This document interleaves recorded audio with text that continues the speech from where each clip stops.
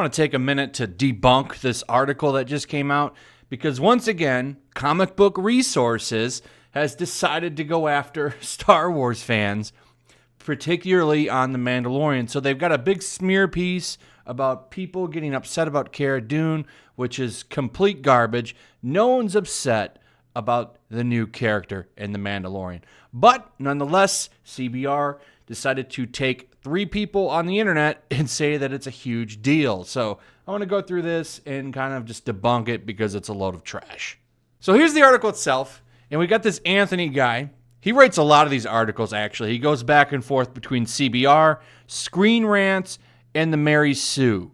Those are kind of his 3 big hug boxes. He's desperately trying to get to a bigger outlet than these 3, but these are the best he can do. He writes a lot of these stuff, and they're always full of a bunch of trash. He gets a lot of sources that are really biased. He never talks to the other side, and he'll just run with things. This is what he does all the time. So now he's got a Mandalorian search result, and he's going to go ahead and smear Star Wars fans once again, and he's done this to comic book fans.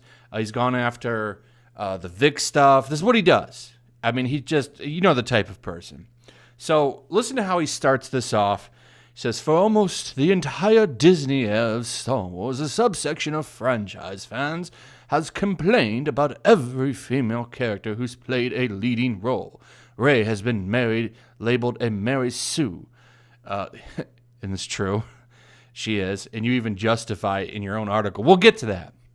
Rose Tico has been called useless or out of place. Jyn Erso has been dismissed as flat. I've never heard anybody say anything bad about Jyn Erso. And here's another thing about this.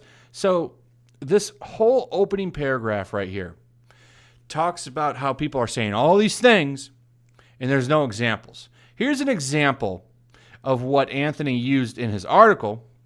When we go over here to Twitter, it's apparently because of the Force is Female hashtag. But if you go through here and look, it's people talking trash about the hashtag. There was literally one tweet, this one, hashtag the Mandalorian. Nobody knows how to shoot in the village except for one person. You guessed it. It's a woman. No explanation. It's just like that. I actually think that that's valid criticism. Now, I guess this is a trope for a lot of like samurai stuff. So I think I'm giving them the benefit of the doubt that that's what it was. But however, if you go through here, it's nothing but people making fun of it. See, look at this one, hashtag the Force is Female. And then, of course, it's Baby Yoda sipping on fanboy tears.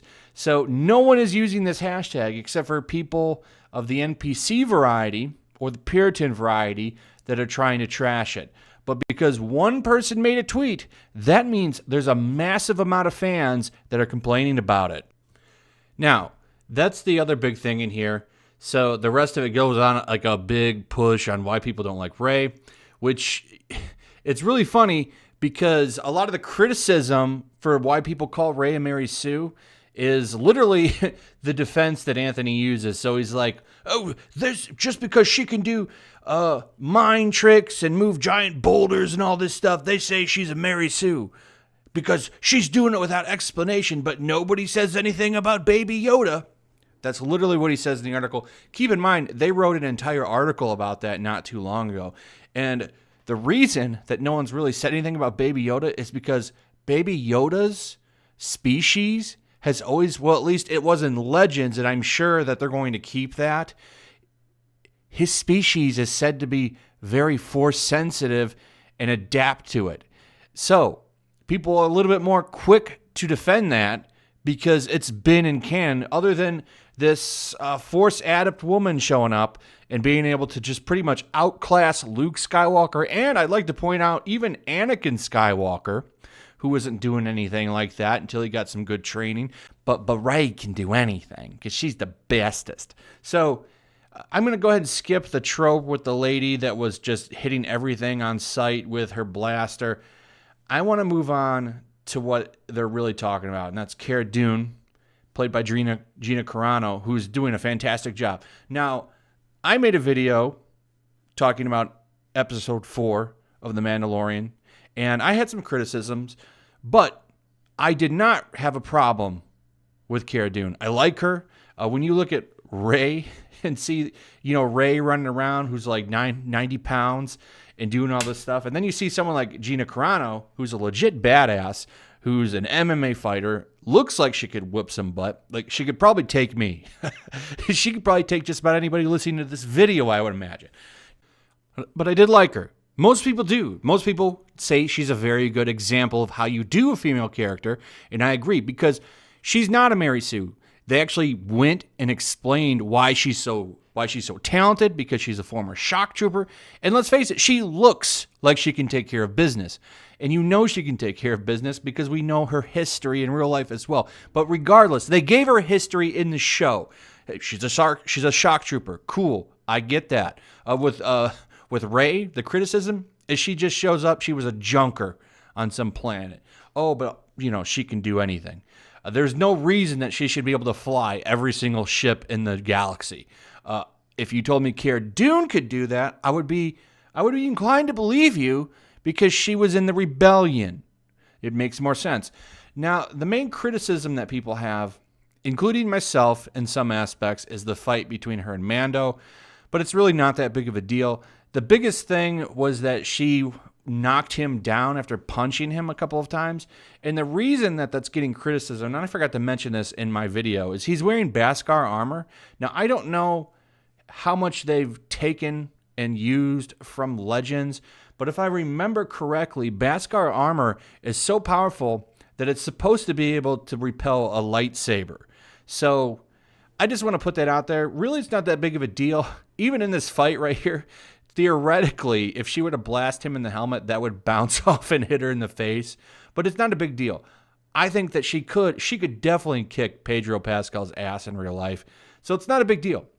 Now, the reason that they're saying, Mr. Anthony here is saying that the entire fandom has a problem with this, is because one YouTuber, Mr. Ethan Van Sciver, put a video out right away saying that it was woke and had some criticisms. He's welcome to his opinion, but that's not the entire Star Wars fan base, particularly the Phantom Menace, which is what they're trying to smear here. He doesn't speak for everybody, just like I don't speak for everybody. I speak for myself, just like he speaks for himself. But this guy that writes this article has a huge, huge hate boner for Ethan. A good example of that is the fact that he hangs out with Renfimus all day. So I think that should speak volumes if you know who that is. That's somebody that used to have the same sleep pattern. She literally reset her sleep pattern to be on par with Ethan's. So every time he tweeted and put videos out, she could be there to scream about it. He was doing the same thing. This is really an opinion piece because he writes this whole article here, but where are his sources? Well, one video by Ethan, and one tweet that used the Force is female. This is an opinion piece, but CBR puts it out there as fact. And this is what they've always done. They're never going to stop doing this. They're going to continue to smear people, and they're just doing it for rage clicks to smear the fandom. That's what they're doing. It's never going to stop. And the fact that a couple of people had some criticisms for Chapter 4, that means there's massive outrage. How dare you! So if you want to read that for yourself, I will have it in the description, and you can take a look at it, but there's nobody making a big deal about this. For the most part, people are actually pretty united in the show. Just about every Star Wars fan thinks that it's a great show, and is pretty united about it. Like, this is the first time, I think, in a long time, people have universally agreed that something in Star Wars is really good. This goes back for years, even before all of the stuff with Disney. We were dealing with this with the prequels, if you remember. Fans haven't been united since, well, probably the original trilogy. There's always been gripes between things. But with this show, everybody likes it. But the fact that everybody likes it makes it a problem for media. We've already seen pieces where they come out and say, oh, no one's arguing about it. Why aren't they arguing? So I just did a video on that recently. And now we have ones like this, which are always going to be a problem. These people are always going to attack us and try to make us look bad. But just because one YouTuber has some criticisms and 3 tweets or 2 tweets or whatever on Twitter about the lady that was able to use a blaster like she was a a drop commando, I don't think that means that there's big outrage over the Mandalorian. Now, the Mandalorian could very much get woke. That could still happen, but it hasn't happened yet, and I honestly don't think it's going to. I really don't. I think they're going to keep this show good, and I'm going to do another video on why real soon.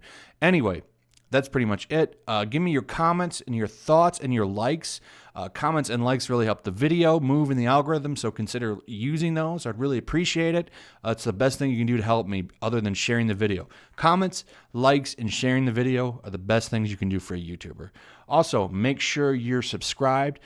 Make sure you're still subscribed. Hit that notification bell, and I'll see you on the next one. Peace.